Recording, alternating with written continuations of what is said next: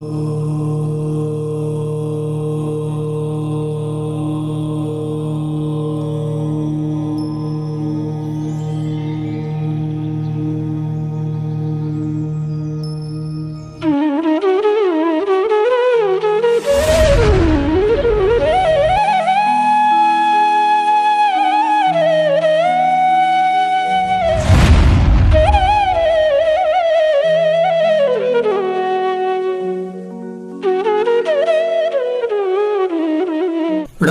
अरिहन्ताणम् नमो सिद्धाणम् नमो आयरीयाणम् नमो वज्झायाणम् नमो लोये सौवसावूणम्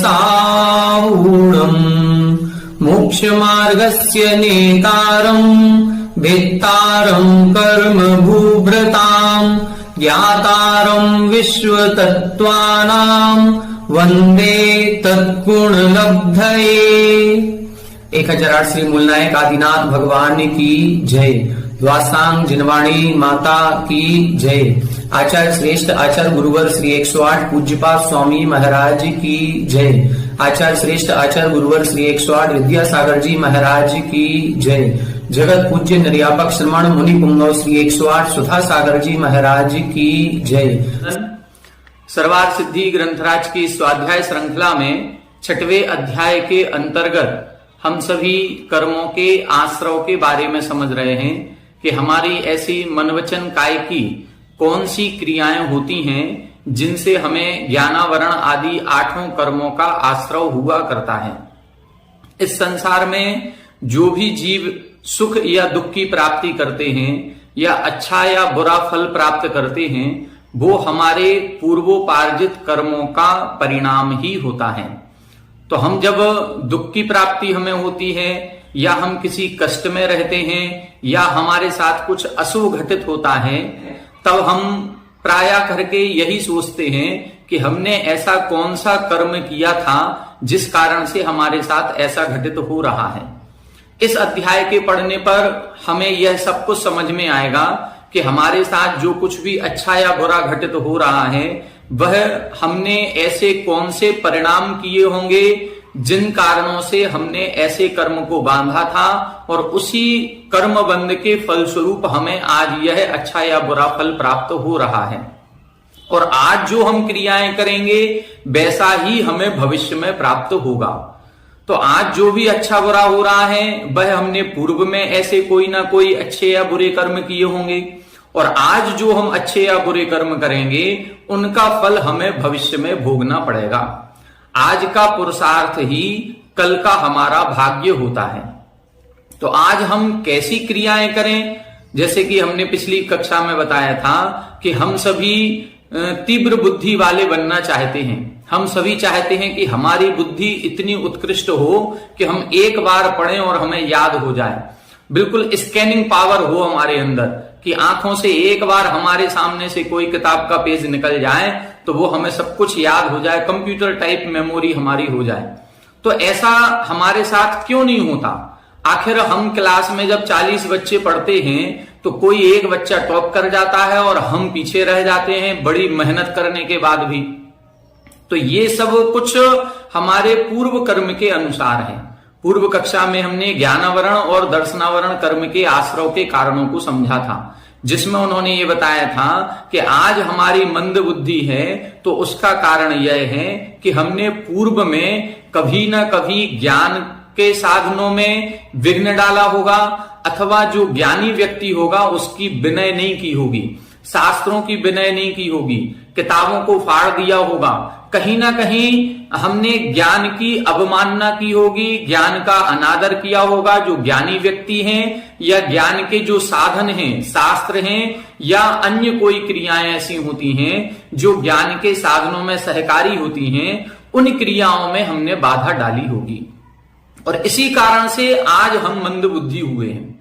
अब हमें ये सोचना है कि यदि हमें ज्ञान का तीव्र क्षयोपशम करना है, ऐसा नहीं है कि क्षयोपशम बढ़ा नहीं सकते, ये पहले से निश्चित हो गया कि हम पूरे जीवन भर ऐसे ही रहेंगे, नहीं, ऐसा कोई जरूरी नहीं है। हम यदि चाहें अब यह ग्रंथ पढ़ने के बाद अब हम यदि चाहते हैं कि हमारे ज्ञान का भी क्षयोपशम बढ़ जाए, तो हमें अपने ज्ञान के क्षयोपशम को बढ़ाने के लिए अब ज्ञानी व्यक्ति की विनय करना प्रारंभ करें। जिनके अंदर बहुत ज्ञान भरा पड़ा है, पूज्य महाराज श्री कई बार प्रवचनों में कहते हैं कि एक कक्षा में यदि एक बच्चा फेल हो रहा है और उसको यदि पास होना है, तो वो जो पढ़ाई मेहनत करता है वो तो करता ही रहे, साथ ही उस क्लास में जो फर्स्ट आया है उसको एक बार जय जिनेन्द्र करे, उसको प्रतिदिन जय जिनेन्द्र करे, उसकी विनय करे, उसके पैर छूना यदि शुरू कर देगा तो 6 महीने के अंदर उसकी बुद्धि का भी क्षयोपशम बढ़ जाएगा। और ये उन्होंने प्रैक्टिकल करके भी देखा, क्योंकि पूज्य महाराज श्री के पास कई प्रकार के बच्चे ऐसे आते रहते हैं जो हमेशा ये कहते हैं महाराज श्री ऐसा आशीर्वाद दो हमारी बुद्धि का क्षयोपशम बढ़ जाए।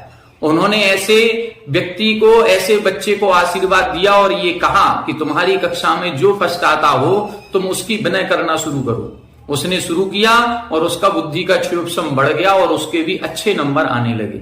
तो आज हम यदि चाहते हैं कि हमें अपनी बुद्धि का क्षयोपशम बढ़ाना है, तो हम ग्रंथों का अध्ययन शुरू करें, ग्रंथों की विनय करना शुरू करें।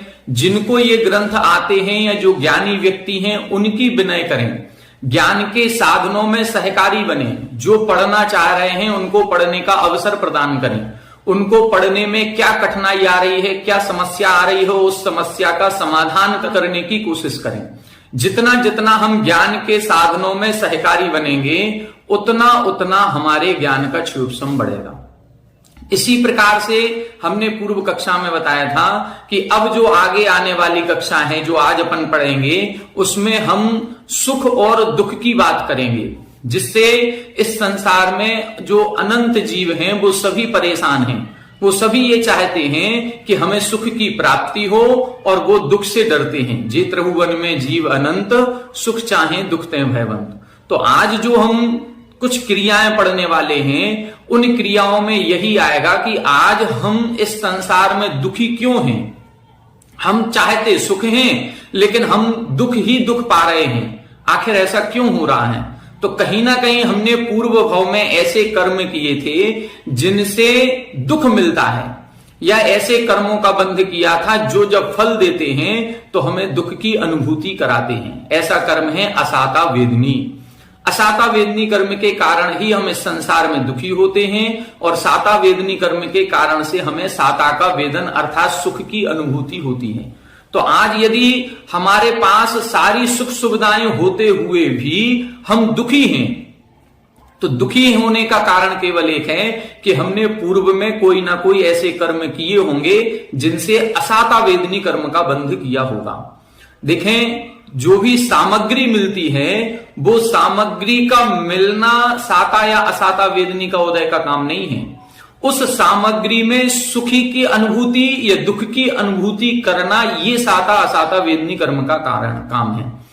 साता और असाता वेदनी कर्म को जब हम इसको विस्तार से पढ़ेंगे तो प्रकृतियों को 4 भागों में बांटा गया, पुद्गल विपाकी, जीव विपाकी, भव विपाकी और क्षेत्र विपाकी। वेदनी कर्म जो है वो जीव विपाकी प्रकृति है। जीव विपाकी का मतलब है कि यह जो कर्म प्रकृति है यह जीव को प्रभावित करती है। जब ये उदय में आएगी तो शरीर को प्रभावित नहीं करेगी, ये जीव को प्रभावित करेगी। निमित्त तो मिलेंगे शरीर को, लेकिन प्रभावित कौन होगा? जीव। इसलिए जरूरी नहीं है कि सारी सुख सुविधाएं मिलने के बाद हम सुखी ही हो जाएं। आज यदि अंबानी को देखें या कोई बिल गेट्स को देखें या कोई बड़े व्यक्ति को देखें जिनके पास सुख सुविधाओं की कमी नहीं है, सारी सुख सुविधाएं हैं, तो क्या हम ये गारंटी से कह सकते हैं कि वो सर्व सुखी हैं क्योंकि उनके पास सारी सुख सुविधाएं हैं? नहीं कह पाएंगे। क्यों? क्योंकि वह अनुभव कैसा कर रहे हैं। वो अनुभव यदि अच्छा कर रहे हैं तो सुखी हैं। तो साता वेदनी कर्म के उदय में फीलिंग अच्छी आएगी, सुख सुविधाएं मिलेंगी। ये नहीं, सुख सुविधाएं तो अन्य कर्मों के उदय से मिलेंगी, अंतराय कर्म के क्षयोपशम से मिलेंगी, लाभांतराय कर्म के क्षयोपशम से, भोगांतराय के क्षयोपशम से, उपभोगांतराय कर्म के क्षयोपशम से, इनसे सारी सामग्रियों की प्राप्ति हो जाएगी। लेकिन उस सामग्री के प्राप्त होने पर हम सुखी हैं कि दुखी हैं, ये हमारे साता और असाता वेदनी कर्म पर डिपेंड करेगा। एक्सीडेंट जब होता है, कोई दुर्घटना होती है, तो वो दुर्घटना किस निमित्त से हुई है? वो निमित्त असाता वेदनी कर्म ने दिला दिया हमको। एक बस एक्सीडेंट हुआ और उस एक्सीडेंट में हमें भी चोट लगी। वो चोट लगना असाता वेदनी कर्म के निमित्त से लगी, लेकिन उस चोट में अब हम वेदन क्या कर रहे हैं? यदि हम दुख का वेदन कर रहे हैं तो असाता वेदनी कर्म का उदय माना जाएगा। सुख का वेदन कर रहे हैं तो हमें साता वेदनी कर्म का उदय होगा, क्योंकि एक्सीडेंट तो हुआ है, लेकिन उस एक्सीडेंट के बाद हम वेदन क्या कर रहे हैं? कई लोग ये कहते हैं बहुत अच्छा हुआ जो केवल हमारे हाथ में ही फ्रैक्चर हुआ। उस बस एक्सीडेंट में तो 40 लोग तो मारे गए, केवल 2 लोग बचे हैं, 2 में से 1 हम भी हैं। चोट हमें भी आई है, हाथ में फ्रैक्चर भी हुआ है, लेकिन अभी हम वेदन क्या कर रहे हैं? हम वेदन हाथ में फ्रैक्चर होने के बाद भी सुख का कर रहे हैं। तो वह निमित्त हमें भले ही अशुभ मिला था, लेकिन अशुभ निमित्त मिलने पर भी यदि हम सुख का वेदन कर रहे हैं तो हमारे साता वेदनी कर्म का उदय माना जाएगा। इसी तरह से सारी सुख सुविधाएं मिलने के बाद भी यदि हम दुख का अनुभव कर रहे हैं तो वो असाता वेदनी कर्म का उदय माना जाएगा। तो ये नहीं कह सकते हैं कि सारी सुख सुविधाएं जो मिलती हैं वो साता के उदय में मिलती हैं। साता के उदय में नहीं मिलती हैं, वो हमारे किसी न किसी शुभ कर्म के उदय से उनके निमित्त हमको मिल जाते हैं। लेकिन उसके जब हम सुख सुविधाओं का भोग करते हैं, उस भोगते समय हमें कैसा लग रहा है? यदि हम किसी ऐसे कमरे में बैठे हैं जहां पर किसी भी प्रकार की कोई असुविधा नहीं है, सारी सुख सुविधाएं हैं, लेकिन फिर भी हम टेंशन में हैं, या हम किसी प्रकार के सोच में डूबे हुए हैं, तनाव में हैं, या हम कहीं दुख का अनुभव कर रहे हैं, तो उस समय हमारे असाता वेदनी कर्म का उदय जानना चाहिए। अब ऐसे असाता वेदनी कर्म का बंध किस कारण से होता है और साता वेदनी कर्म का बंध किस कारण से होता है, इसको आज की कक्षा में हम पढ़ेंगे। आइए देखें पेज नंबर 252, उत्थानिका 629, सूत्र नंबर 11। अथ अनयोः कर्म प्रकृतियोः आश्रव भेदाः तथा। यहां कह रहे हैं जैसे इन 2 कर्म प्रकृतियों के आश्रव के भेद हमने बताए, तथा उसी प्रकार से किन 2 प्रकृतियों के? ज्ञानावरण और दर्शनावरण पर अपन चर्चा कर चुके हैं। तो ज्ञानावरण कर्म के जैसे आश्रव के कारण बताए या दर्शनावरण कर्म के जैसे आश्रव के कारण बताए, उसी प्रकार से असाता वेदनी कर्म के आश्रव के कारण बता रहे हैं। दुख शोक तापाक्रंदन वध परिदेव नान्यात्म परोभय स्थान्य सद्वेद्यस्य। दुख शोक तापाक्रंदन वध परिदेव नान्यात्म परोभय स्थान्य सद्वेद्यस्य। यहां बता रहे हैं दुख शोक ताप आक्रंदन वध परिदेवन, फिर लिखा है आत्म पर उभय स्थानी। परिदेवनानी आत्म पर उभय स्थानी असद्वेद्यस्य। असद्वेद्यस्य मतलब असाता वेदनी कर्म के आश्रव के कारण है। कौन कौन सी क्रियाएं हैं? दुख करना, शोक करना, ताप करना, आक्रंदन करना, किसी का वध करना या परिदेवन करना। तो ऐसी 6 क्रियाएं हैं। ये 6 क्रियाएं आत्म पर उभय स्थानी, स्थान शब्द तीनों में लगाएंगे, आत्म स्थान, पर स्थान, उभय स्थान। आत्म स्थान का मतलब है स्वयं के संबंध में, जब हमें कोई भी कष्ट परेशानी स्वयं को हो रही है सो हम दुखी हो रहे हैं। जब हम स्वयं के संबंध में हैं तो भी असाता वेदनी कर्म का बंध करेंगे। पर स्थानी का मतलब है दूसरे के संबंध में, हमें कोई कष्ट परेशानी नहीं है लेकिन हमारा बेटा बीमार है, तो बेटा बीमार है, दुखी हम हो रहे हैं, तो ये हो गया पर स्थानी। और उभय स्थानी का मतलब दोनों के संबंध में, कोई दूसरा हमारा चिर परिचित है, वो दुखी है, सो भी हम दुखी हैं, और हमारे शरीर में भी कोई परेशानी है इसलिए भी हम दुखी हैं, इसको बोलेंगे उभय स्थानी।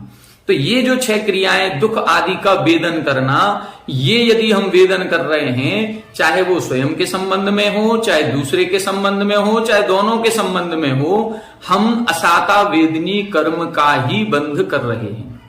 यहां अपन को एक विशेषता देखनी है कि दुख करने से असाता वेदनी कर्म का बंध होता है। और दुख मिलता किस कारण से है? असाता वेदनी कर्म के उदय में ही दुख मिलता है। असाता वेदनी कर्म के उदय में ऐसे निमित्त मिल जाएंगे कि हम दुखी होंगे। जब असाता वेदनी कर्म के उदय में हम दुखी होंगे और दुखी होने पर फिर से असाता वेदनी कर्म बांधेंगे। मतलब क्या है, कर्म पुनः कर्म को बांधने का प्रयास करता है। श्लोकदेश में अपन ने एक श्लोक पढ़ा था, कर्म कर्म हिताबंधी जीवो जीव हितस्पृहा। कर्म कर्म का हित चाहते हैं, आत्मा आत्मा का हित चाहती है।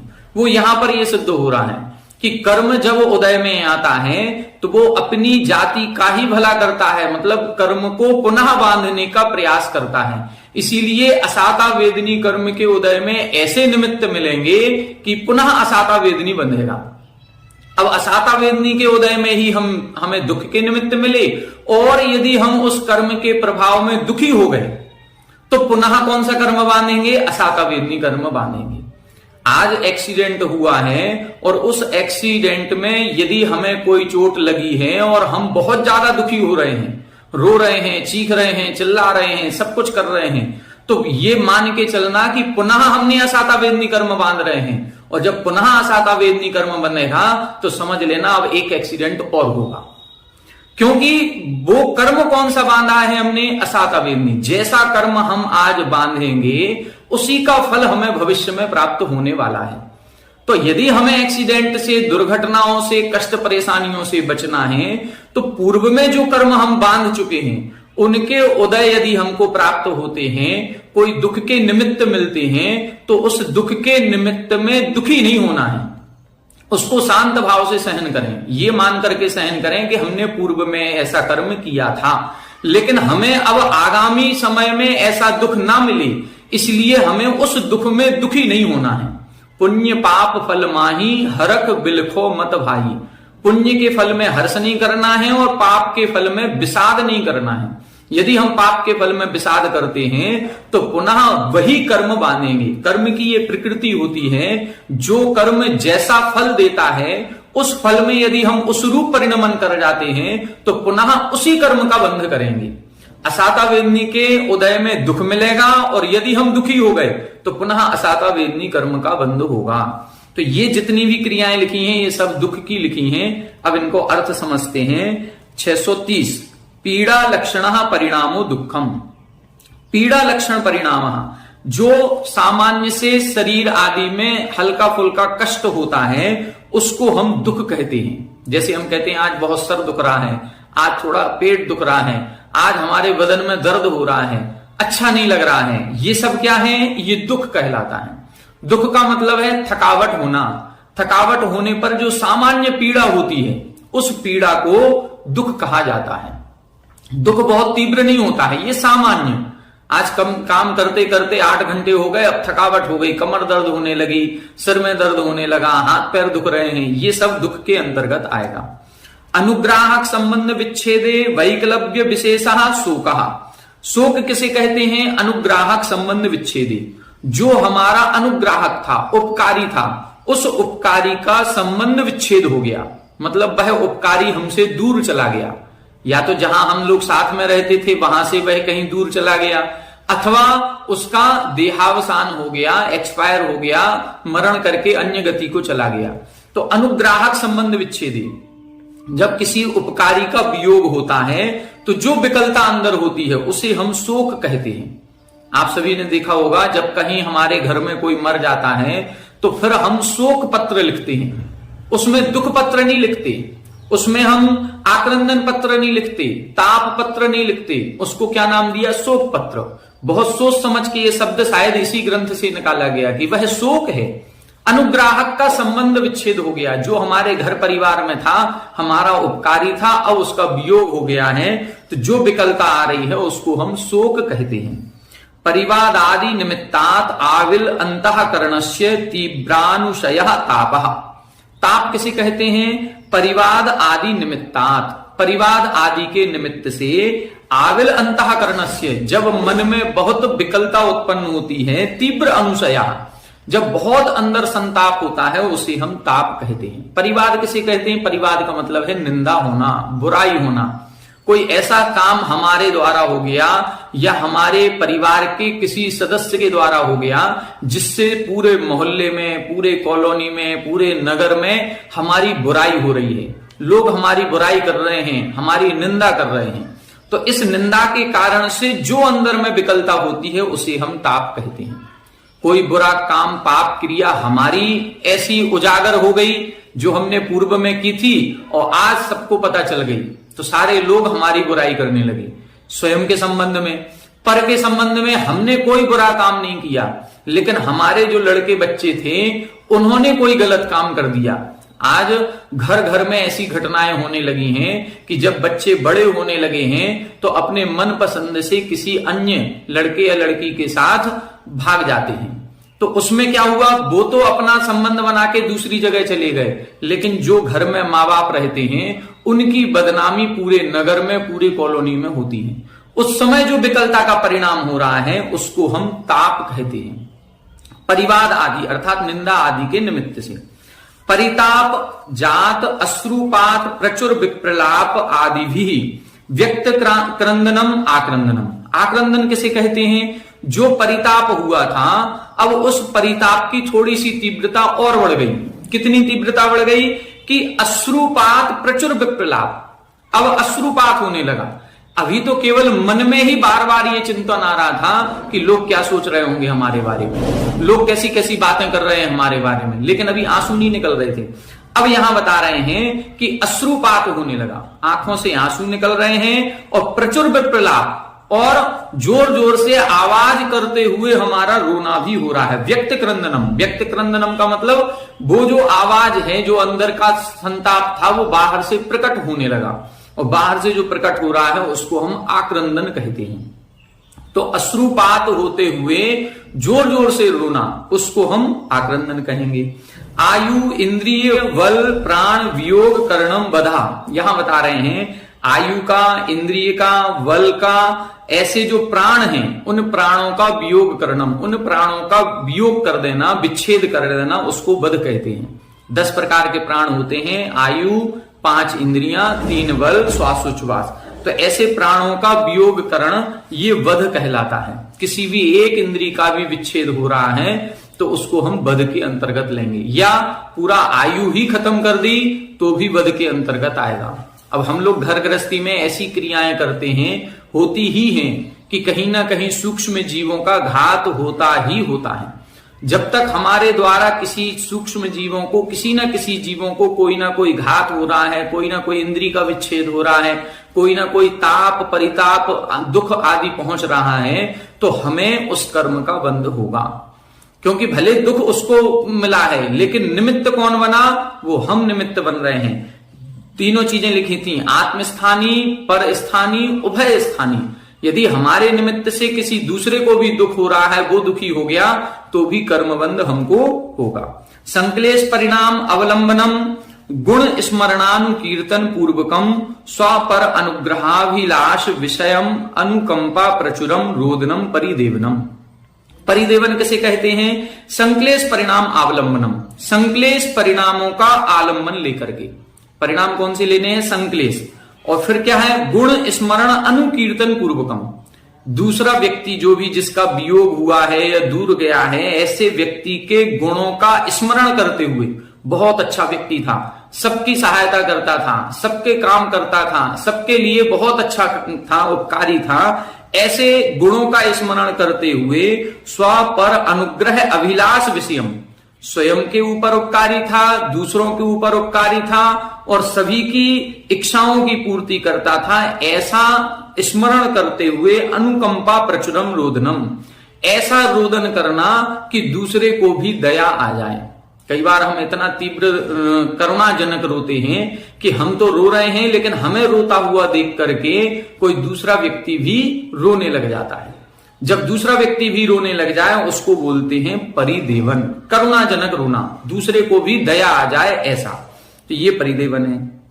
ननुच शोकादीनाम दुख विशेषत्वात् दुख ग्रहणम एव अस्तु। प्रश्न कर रहे हैं कि शोकादीनाम दुख विशेषत्वात्, ये शोक, ताप, आक्रंदन, बध, परिदेवन, ये तो दुख ही है, दुख के ही विशेष कारण हैं, और जब दुख के ही विशेष कारण हैं तो दुख ग्रहणम एव अस्तु। फिर आपने सूत्र में इन सबको क्यों लिया? केवल आप सूत्र में एक शब्द लिख देते दुख, जो आपने इतना बड़ा सूत्र लिखा, दुख, शोक, ताप, आक्रंदन, बध, परिदेवनानी, ऐसा ना लिख करके सीधा लिखते दुखानी आत्म परोभय स्थानी असद्विज्यस्य। सूत्र छोटा हो जाता और अर्थ पूरा निकल आता, क्योंकि ये सब दुख के ही तो प्रकार हैं। तब इधर उत्तर लिख रहे हैं सत्यम एवं, ये आपका कहना बिल्कुल सही है। तथापि कतिपय विशेष प्रतिपादनेन दुख जाति अनुविधानम क्रियते। फिर भी कतिपय विशेष प्रतिपादनेन, हमने जो ये कुछ बताए हैं, ये नाम लिखे हैं, इन नामों से उस दुख की जातियों का विधान किया है कि दुख कितने प्रकार का होता है। दुख एक प्रकार का नहीं है। ये जितने भी दिए हैं ये उत्कृष्ट उत्कृष्ट अधिक अधिक दुख को देने वाले हैं। दुख में बहुत कम दुख है, शोक में और ज्यादा है, ताप में और ज्यादा, आक्रंदन में और ज्यादा, बध में और ज्यादा, परिदेवन में तो बहुत ज्यादा। तो इसलिए ये हमने दुख की जातियों का विधान करने के लिए लिखा है। जैसे यथा गहु इति उक्ते अनिर्ज्ञाते विशेषे तत्प्रतिपादनार्थम खंड मुंड कृष्ण शुक्लादि उपादानम क्रियते, तथा दुख विषय आश्रव असंख्ये लोक भेद संभवात दुखम इति उक्ते विशेष अनिर्ज्ञानात कतिपय विशेष निर्देशनेन तद विशेष प्रतिपत्ति ही क्रियते। यहां बता रहे हैं जैसे गहु इति उक्ते, जैसे हम बोलते हैं गाय, केवल गाय अकेले शब्द बोलने से अनिर्ज्ञाति विशेषी, उसकी विशेषताओं का ज्ञान नहीं होता है। तब हम क्या बोलते हैं, तत्प्रतिपादनार्थम, उसकी विशेषताओं को बताने के लिए हम बोलते हैं खंड मुंड कृष्ण शुक्ल आदि उपादानम क्रियते। खंड यानी सींग वाली गाय, मुंड यानी बिना सींग वाली गाय, कृष्ण काली गाय, सफेद गाय। तो ये जो हमने बोला है कि बिना सींग वाली या सींग वाली गाय, काली गाय, सफेद गाय, ये जो हमने शब्दों का उच्चारण किया है ये उस गाय की विशेषताओं को बताने के लिए किया है। सामान्य गाय बोलते तो भी काम बन जाता। हम बच्चों से बोलते हैं गाय है क्या, उसको रोटी डालना है, तो भी काम बन जाता। और हम बोल रहे हैं नहीं काली गाय आई है क्या, या बच्चे बोलते हैं मम्मी वो सफेद वाली गाय आ गई, वो बिना सींग वाली गाय आ गई। तो ये जो अपन ने विशेषता बताई है उससे उस गाय का विशेष ज्ञान हो रहा है। इसी प्रकार से दुख विषय आश्रव असंख्य लोक भेद संभवात, दुख से संबंधित आश्रव की यदि हम क्रियाएं बताएंगे तो असंख्यात लोक प्रमाण भेद बन जाएंगे, क्योंकि जितने अनंतानंत जीव हैं उन सभी जीवों का दुख अलग अलग है। हमारा आपका दुख एक सा नहीं हो सकता। एक ही घर में रहने वाले 10 लोगों का दुख एक सा नहीं हो सकता, सबका अलग अलग है। एक घर क्या बोले, एक शरीर में रहने वाले, जैसे साधारण शरीर होता है, उस एक शरीर के अनंत जीव स्वामी होते हैं। शरीर एक, स्वामी जीव अनंतानंत, तो भी उन अनंत जीवों का सबका दुख अलग अलग होगा, एक समान नहीं होगा। शरीर एक है जबकि एक साथ श्वासोच्छ्वास हो रहा है, एक साथ जन्म हो रहा है, एक साथ मरण हो रहा, तो भी उन सभी जीवों का दुख अलग अलग है। इसलिए दुख कितने प्रकार का है, असंख्यात लोक प्रमाण भेद संभवात दुखम इति युक्ते। यदि हम दुख केवल इतना सा शब्द लिखते तो उसकी विशेषताओं का ज्ञान नहीं होता। इसलिए कतिपय विशेष निर्देश ने, कुछ विशेष निर्देश के द्वारा हमने तद विशेष प्रतिपत्ति ही क्रियते, उस दुख की कुछ विशेषताएं बताई हैं कि दुख क्या कहलाता है, शोक क्या है, ताप क्या है, आक्रंदन क्या है। ये हमने दुख की विशेषताएं बताई हैं, वास्तव में तो ये दुख ही हैं। तानी एतानी दुखादीनी क्रोधादि आवेशात आत्मस्थानी भवंती परस्थानी उभय स्थानी च। तानी एतानी दुखादीनी, ये जितने भी दुख आदि हैं ये क्रोध आदि आवेशात, क्रोध अमान माया लोभ, ये जो कषायों के उत्पन्न हो जाने के कारण से इनके प्रभाव से आत्मस्थानी भी होते हैं, परस्थानी भी होते हैं और उभय स्थानी भी होते हैं। स्वयं के संबंध में भी हो जाते हैं, दूसरे के संबंध में और दोनों के संबंध। एतानी सर्वाणी असद्वेद्य आश्रव कारणानी वेदितव्यानि, ये सभी मिलकर के असाता वेदनी कर्म के आश्रव के कारण जानने चाहिए। तो हम दुख करेंगे तो पुनः असाता वेदनी कर्म का बंध करेंगे, शोक करेंगे तो भी असाता वेदनी कर्म का बंध हो रहा है। यदि हमारे घर में कोई व्यक्ति एक्सपायर हो गया है, हमारी निंदा आदि हो रही है, हम तीव्र दुख या तकलीफ के कारण रो रहे हैं, या हम किसी सूक्ष्म चलते फिरते उठते बैठते सूक्ष्म जीवों का घात कर रहे हैं, तो कहीं ना कहीं हमने दुख के निमित्त उत्पन्न किए हैं, और दुख के निमित्त उत्पन्न होने से अब हमें पुनः असाता वेदनी कर्म का बंध होगा, और असाता वेदनी कर्म का जब बंध होगा तो उसका फल सुख रूप नहीं होगा, वो भी दुख रूप ही होगा। इसलिए अब हमें करना क्या है, जो भी हमारे साथ कुछ अशुभ घटित हो जाए या हमें दुख के निमित्त मिले, उस समय हमको कोशिश ये करनी है कि हम दुखी ना हो। बस ये अपन को कुछ पूर्व कर्मों को हम अभी नहीं बदल सकते कि पूर्व कर्मों को हम बदल दें।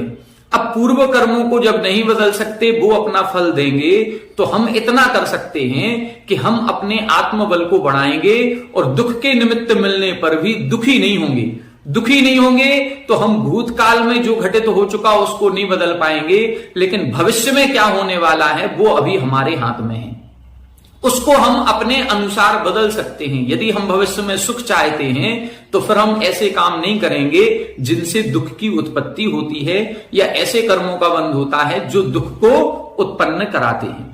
आगे देखें, अत्र च उद्यते यदि दुखादीनी आत्मपरोभय स्थानी असद्वेद्य आश्रय निमित्तानि किमर्थम आर्हतहि केशलुंचन अंसन आतपस्थादीनी दुख निमित्तानि आस्थीयन्ते परेषु च प्रतिपाद्यन्ते इति।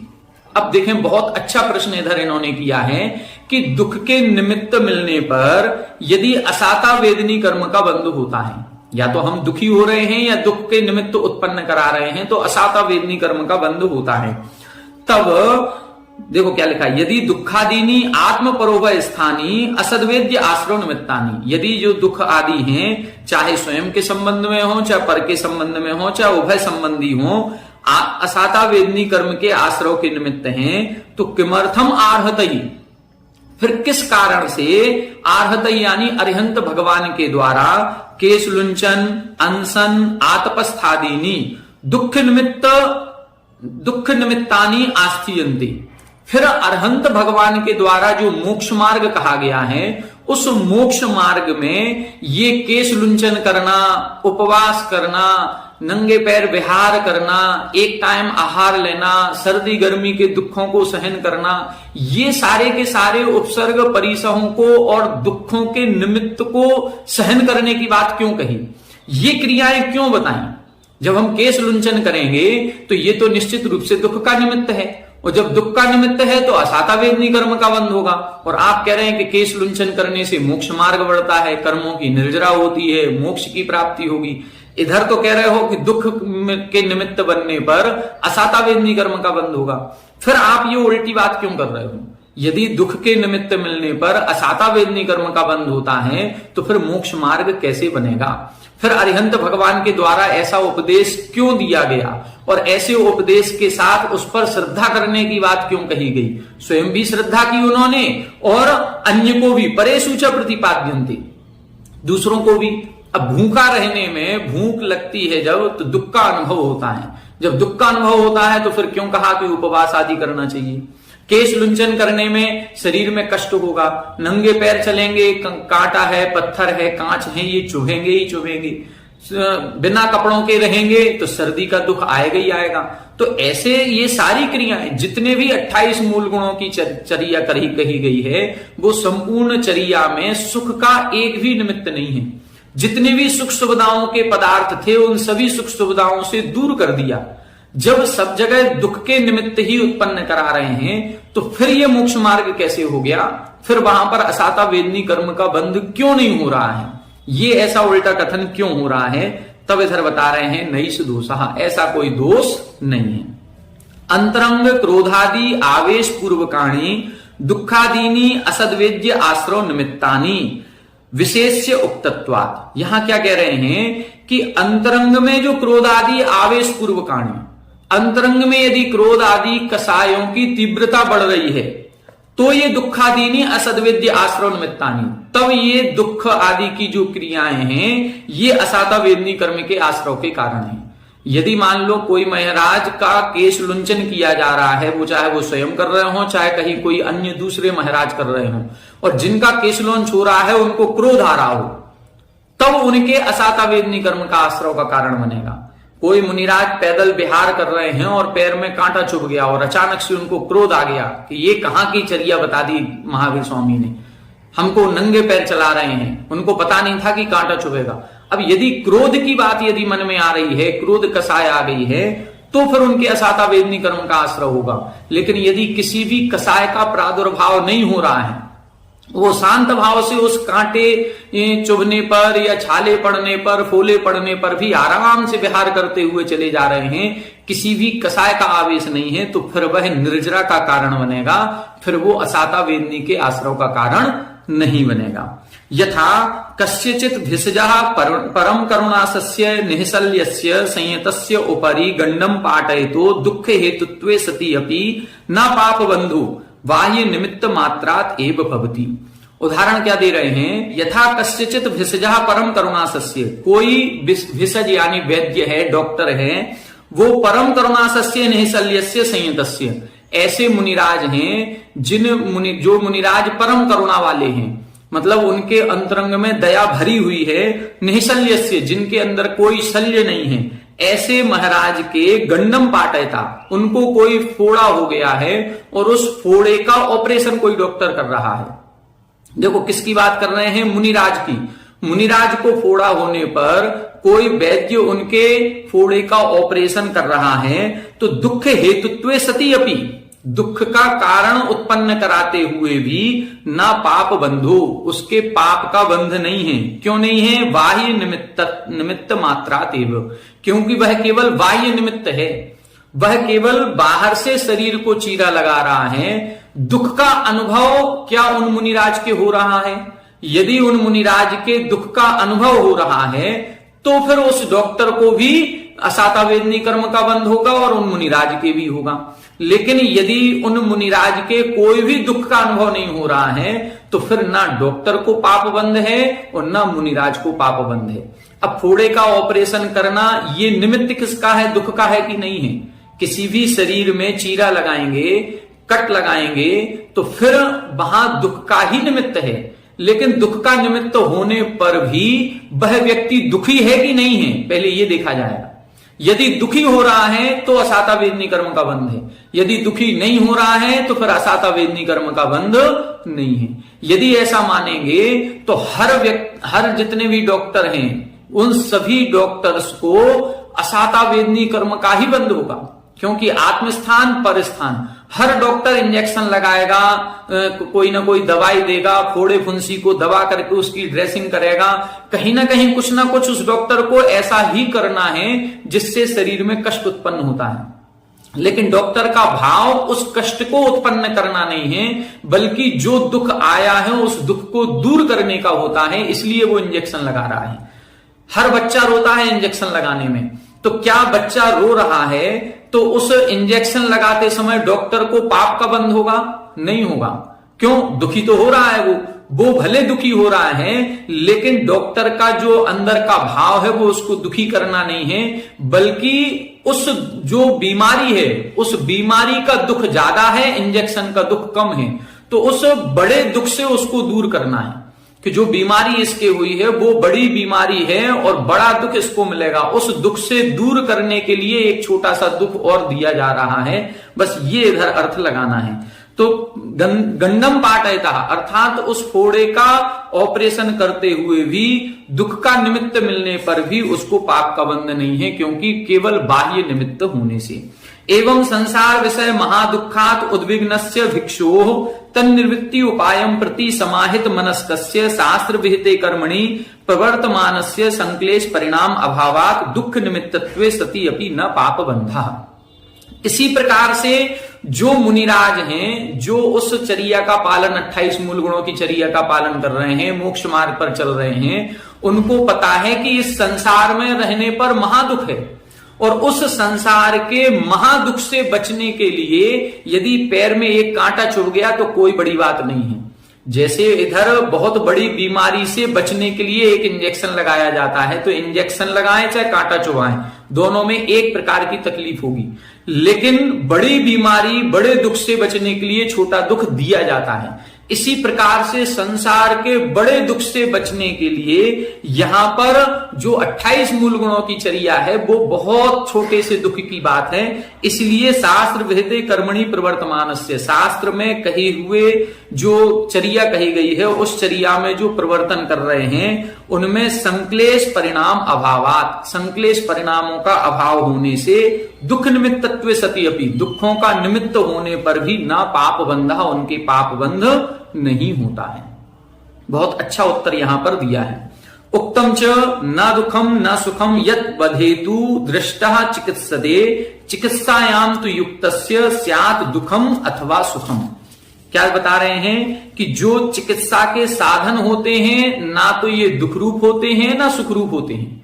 कैंची है या कोई छुरी है, चाकू है या कहीं कोई और अन्य ब्लेड है, इंजेक्शन है, ये सारे जो साधन हैं ये ना दुख रूप होते हैं ना सुख रूप होते हैं। लेकिन ये जिसको लगाए जाते हैं, जिसको चीरा वगैरह लगाया जाता है, ऑपरेशन किया जाता है, उसको ये दुख के निमित्त भी बन सकते हैं और सुख के निमित्त भी बन सकते हैं।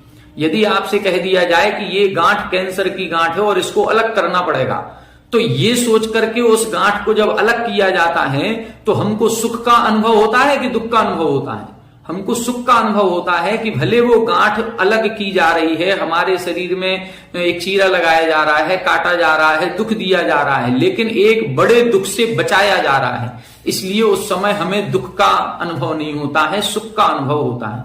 तो ये जितने भी चिकित्सा के साधन हैं ना ये दुख रूप हैं ना सुख रूप हैं, लेकिन इनके प्रयोग जिन पर होता है वो दुखी भी होता है और सुखी भी होता है। इसी प्रकार से अगले श्लोक में लिखा है कि मोक्षस्य साधने, मोक्ष की जो क्रियाएं हैं ना ये सुख रूप हैं ना दुख रूप हैं। केश लुंचन करना, उपवास आदि करना, विहार आदि करना, ना ये सुख की क्रियाएं हैं ना दुख की क्रियाएं हैं, लेकिन इनमें जो प्रवृत्ति कर रहा है वो सुखी भी होता है और दुखी भी होता है। इस प्रकार से जानना चाहिए। तो आज की कक्षा में हमने असाता वेदनी कर्म के आश्रव पर विशेष चर्चा की। अब कल की कक्षा में हम साता वेदनी अर्थात सुख किन कर्मों से मिलता है उस पर चर्चा करेंगे, उसके आश्रव के कारणों को जानेंगे, समझेंगे। आज की कक्षा में इतना ही।